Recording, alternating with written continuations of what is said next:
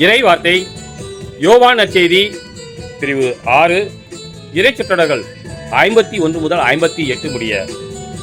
இயேசு யூதர்கள் கூட்டத்தை நோக்கி கூறியது: விண்ணகத்திலிருந்து இறங்கி வந்த வாழ்வு தரும் உணவு நானே.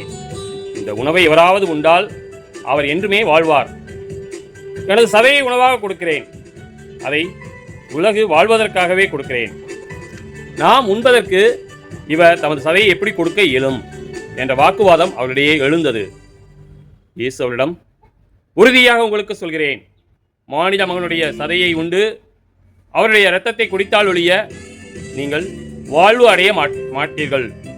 எனது சதையை உண்டு என் இரத்தத்தை குடிப்பவர் நிலை வாழ்வை கொண்டுள்ளார். நானும் அவரை இறுதி நாளில் உயிர்த்தெழச் செய்வேன். எனது சதை உண்மையான உணவு, எனது இரத்தம் உண்மையான பானம்.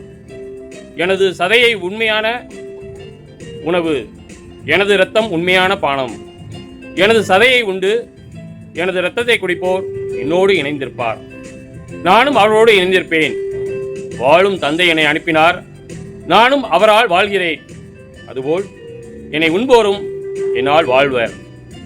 விண்ணகத்திலிருந்து இறங்கி வந்த உணவு இதுவே. இது நம் முன்னோர் உண்ட உணவு போன்றது அல்ல. அதை உண்டவர்கள் இறந்து போனார்கள். இவ்வுணவை உண்போர் என்றும் வாழ்வர். கிறிஸ்துவின் நற்செய்தி.